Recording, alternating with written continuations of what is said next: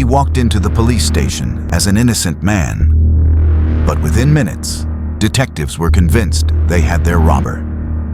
What followed was 3 hours of pressure, manipulation, and pure assumption, all directed at the wrong man. This is the interrogation of Michael Dixon, and it's one of the clearest cases of wrongful arrest ever caught on camera. On a quiet day in Hamilton, Ontario, a man robbed a pharmacy. He wore a hoodie and carried a duffel bag. Hours later, Michael Dixon, a university graduate with no criminal record, was walking near the crime scene. That's all it took. Police arrested him based purely on a vague witness description. What they didn't realize was that Dixon had an airtight alibi.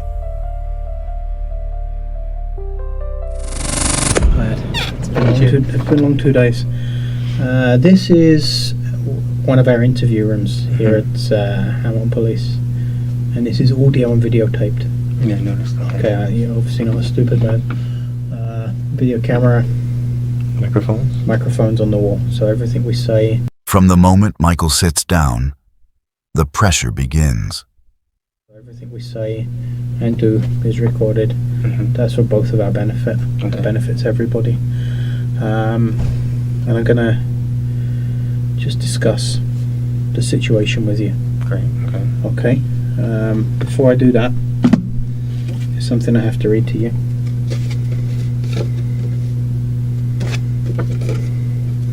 Okay, and that is that you're charged with break and enter. That's what you're arrested for. And it's my duty to inform you that you have the right to retain and instruct counsel without delay. You have the right to telephone in private any lawyer that you wish. You have the right to free advice in private from a legal aid lawyer. If you are charged with an offence, you may apply to the Ontario Legal Aid Plan for legal assistance. The 1-800 number 265-0451. It's a toll-free number that will put you in contact with a legal aid duty counsel lawyer for free legal advice right now. Michael, do you understand that what I've just told you? Yeah, and the person that you hooked me up with earlier, It's kind of out of sequence because you've already had that legal counsel. So I have to give you this right, and it's best that I give it to you while it's all recorded. Do you wish to call a lawyer right now? No. Again, you already have. Yeah. You've spoken to a lawyer on telephone. Okay. And you're charged with break and enter. Do you wish to say anything in answer to the charge? You are not obliged to say anything unless you wish to do so, but whatever you do say may be given in evidence. Well, that's fine, because what I have to say is to plead my innocence, so I don't mind that being. Okay. But I'm just curious to know, like, how it got this far, because, as I said to you earlier in the other room, the police officers that were stopping me on the street said that they had witnesses, and I... Well, you wanted to talk to me about the events in the other room, and I told you that that wasn't the right time and place to discuss it, remember that? Yeah. Yeah. There's one other thing I have to tell you before we discuss this, okay? Okay. And that's that if you've spoken to any police officer or to anyone with authority, or if any such person has spoken to you in connection with this case, I want it clearly understood that I don't want it to influence you in making any statement. Basically, all we're interested in is the truth. And if you've had any conversations with any other police officers and they've discussed this with you in any way, it should have no bearing on what the conversation that we have. Okay. Okay. Why we're here is because earlier tonight you were arrested for breaking into a jewelry store on John Street South. Now, your innocence and guilt in this, quite frankly, isn't an issue. The evidence I have is frankly conclusive and overwhelming. Okay? So I'm not even going to ask you if you did it. What I have to ascertain here is what kind of guy you are. Whether this is, you're like a serial burglar, and this is what you're doing all the time, or whether this is a one-off thing because of the power cut and everything that's going on tonight. That's all we're here for. Okay, I understand your position. Like I say here, I didn't do it, and you've heard that a million times, I'm sure, in your career. But it's just, ask me questions. That's all I can do is answer them, I guess. I've got no questions to ask you. I mean, why did you do it? That's basically, that's my only question. But coming from that position, and since I'm saying I didn't do it, I really don't have an answer for you except to say I didn't do it. I guess we haven't really got a great amount of talk about. Yeah, it's like I said, whether you did it or not isn't open for discussion. Okay, well, it's really not. There's a number of witnesses. Great. One of whom had a video camera. Perfect. Yeah. Okay then. Well, that's relieving. That's So- relieving, to be quite honest. Yeah. So view the video camera. I have. Okay. That's why your guilt isn't in issue here. That doesn't even make sense to me. Because if I'm on the video camera, that doesn't make sense. You have a video camera that shows me? Yeah. That doesn't make sense. It makes perfect sense to me. We'll have to, I guess, I have no choice but to get a lawyer then, if this is the kind of thing you're going to go through with me. This isn't going to go away. You're charged with breaking in. You will be charged tonight. That. Okay. You will be going to court in the morning, charged with breaking in with intent. Okay, that's what's going to happen right now. Can I ask you something? Okay, are you just making this up that you have a video camera so you see how I react? Because it goes that if you're saying, okay, hear me out for a second, please. If I am guilty, as you believe, because you have me on video camera, then okay, we'll go through the procedure. But I'm saying, I'm trying to call your bluff here, because since I know I didn't do it, there's no way I can be on the video camera. Well, like I say, it's not a game of poker. Okay, well, I've got nothing to gain from that. I'm not trying to give you a hard time, right? You know what? I've got nothing to gain from that either way. Which is why I'm not asking you, did you do it? I'm not trying to catch you out. I've got nothing to gain from that. Okay, well, I'm here to do whatever you want to do. The circumstances are that 3 people who live across the street saw you hiding in the doorway there, pulling the glass out, breaking the glass.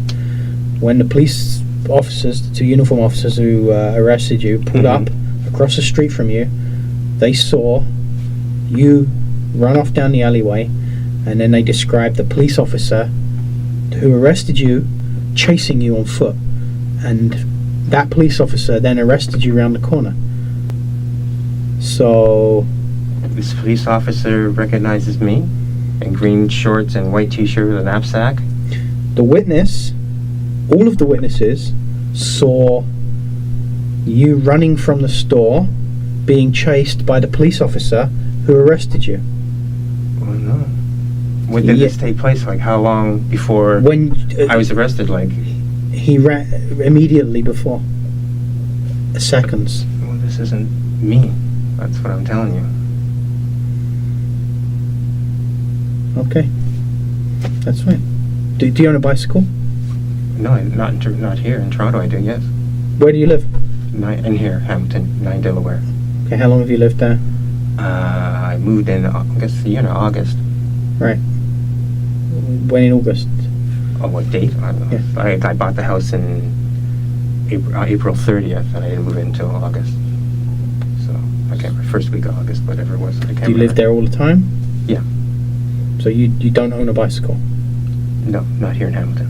But there's one you have one in Toronto? Yes, I do. Do you have another dwelling in Toronto? No. I have another property, but I don't live there. Do you own it? Do you rent it? I own it. My mother lives there. Who owns that property? It's in my name. How long have you owned that property in Toronto? Year and a half. Over almost 2 years now, actually. So do you own the whole house on Delaware, or? Yes. Okay. And do you obviously go to and from Toronto a lot? What do you work in Toronto? Yes, that's correct. What do you do there? I set up exhibits at trade shows. Right. How long have you been doing that? Since '86. Can you describe to me, or just tell me what you're doing tonight before you got arrested? Oh, certainly. Yeah. I was at work. I caught the 12:30.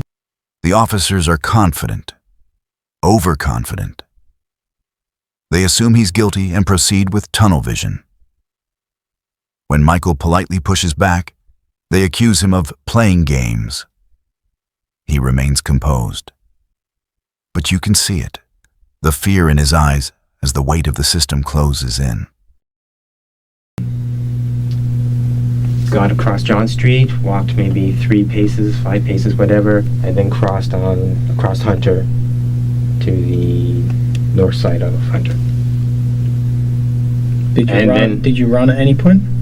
No, I mean, there weren't any cars, so there's no reason for me to go quickly across the street. I mean, what happened when you were arrested by the officer?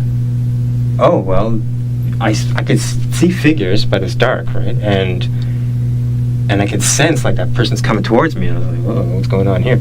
And then the flashlight came up, and I thought this, and then there's more than one voice, and I thought something's up here. And then they didn't identify themselves as police officers, but Were they in uniform? in the dark, yes. And so then behind flashlights. So my point is I cannot tell who's behind a flashlight.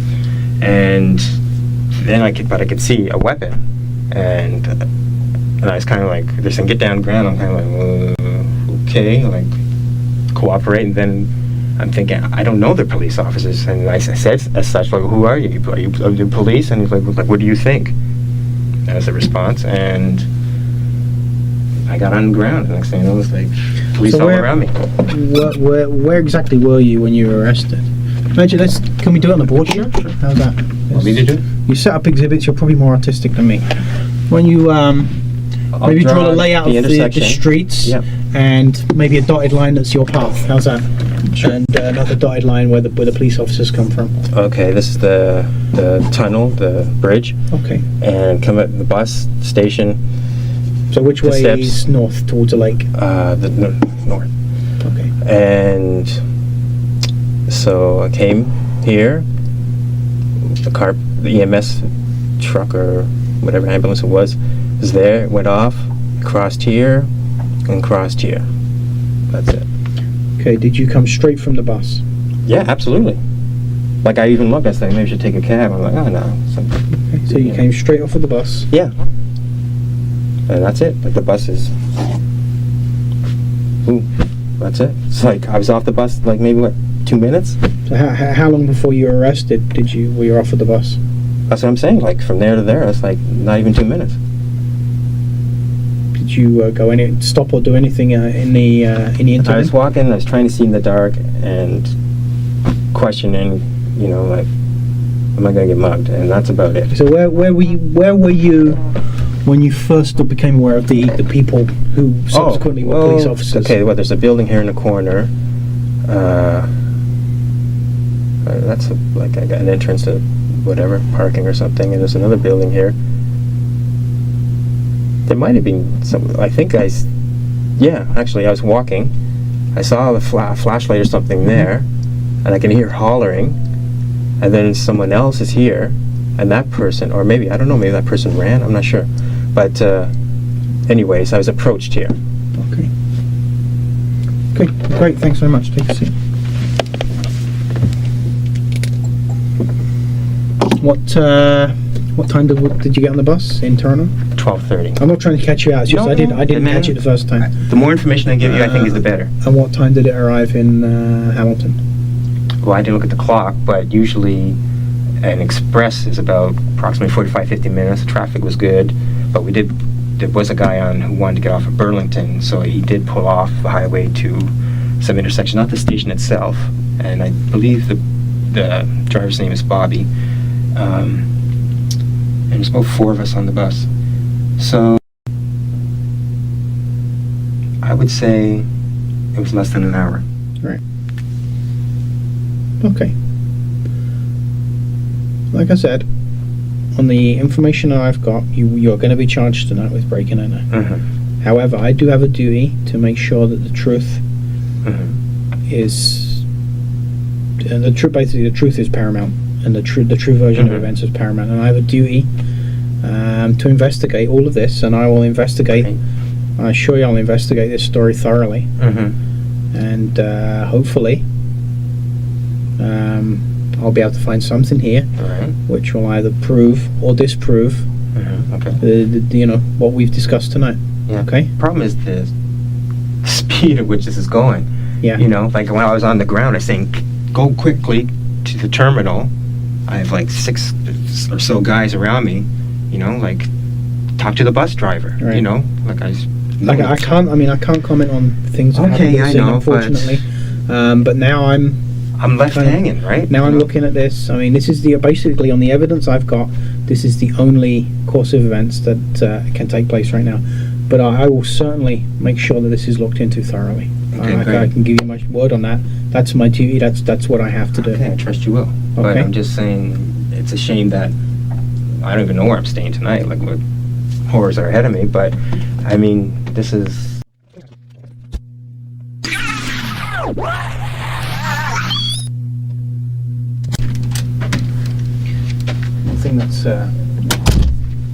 One thing that's come to light. When you were arrested, you had an object in your hand. A ratchet, yeah. Can you tell me about that? It was in my pocket, and to be quite honest, I was thinking I should have something in my hand because I was walking home, which doesn't sound very nice, but that's why it's there. I'm not And- criticizing you for that. And that's it. That's, so- that's a tool I usually use. That's like quite common. Okay. I even have spares in my bag, you know. So Okay. So when that's you the reason, you know. so when the officer approached you, I had it in my hand. you had a ratchet, and it's just A tool. was it like an Allen key? Yeah, there's thing, a- or like a half corner inch key. That's socket what I- ratchet. Exactly what I have at work. We have aluminum. Think of it as a big erector set. We build frames and stuff that have a lock, and there's a ratchet, and sometimes corners are like 45. You need that corner key. I understand that. Anyways, that's the tool, and that's why I had it in my hand. Okay. Have you ever had any? Do you know any people who live I know. on John Street there who may? I don't know anybody. I know like 3 people in Hamilton. Period. Okay, so you don't know people who live on John Street No. there. So people would have no reason to make anything up that you can think of. No, not at all. Just something we have to eliminate. Yeah, cool. Okay. Okay. Do you have anything you'd like to ask me about this? A million things. Yeah. What's okay? First of all, what's the next? Where am I going from this seat? From here, you'll go to. It's 10 after 3 in the morning now. In the morning, first thing in the morning, you'll go to court as soon as the Okay. court building's open, and I won't be asking for custody for you. I'll be asking for a conditional release. Basically, I'm asking that you'll be released on a form of bail, Okay. with the charges pending. The charge being break and enter. Okay. Sorry, I didn't mean to. I was just wondering, can I make a phone call? Because I'm supposed to be at work at 8 a.m. You're not going to be able to be at work. Yeah, I know I'm not going to be able to, but I like to phone ahead. I can arrange that that you get the phone call to let someone know that you're not going to be at a place. Yeah. Okay. Okay. We're not in the business of trying to get people Well, in since trouble I'll with be their all this employers. money, No. like if I get, you know. No, So- we're not in the business of getting people fired, that kind of Mhm. stuff. Okay.